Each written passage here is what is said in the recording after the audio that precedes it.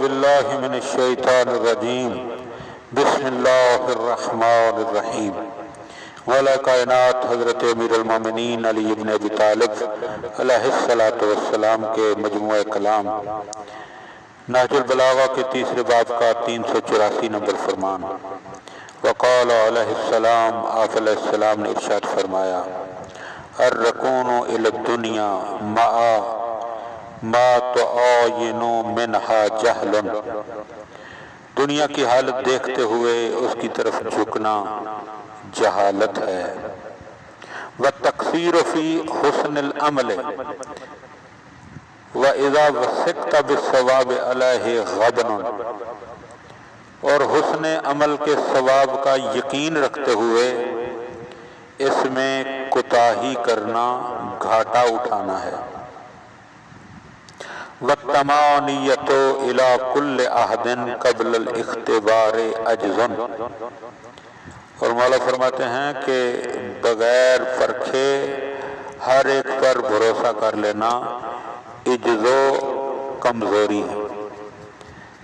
لہذا انسان کو اللہ نے 5 حواس دیے ہیں۔ چکھنے کا حواس یعنی قوت ذائقہ ہے،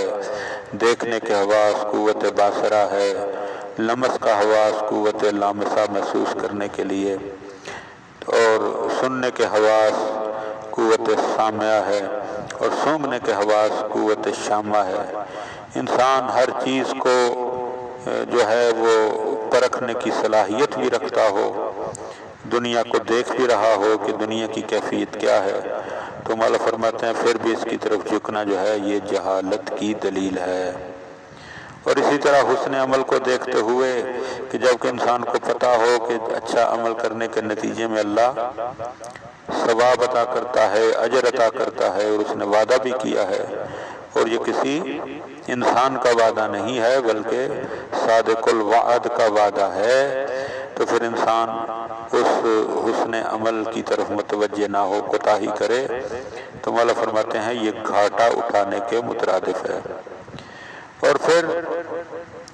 بغیر پرکھے، بغیر دیکھے، بغیر سوچے سمجھے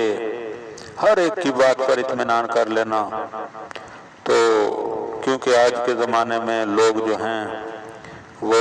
زبان دراز ہیں اور اس کے بعد بولنے میں بڑے ماہر ہیں، تو ہر ایک کی بات بھی قابل اطمینان اور قابل بھروسہ نہیں ہوتی۔ تو جو شخص ہر ایک کی باتوں میں آ جائے اور ہر ایک کی بات کو پر یقین کرنے لگے تو مولا فرماتے ہیں یہ تیری عجز و کمزوری ہے۔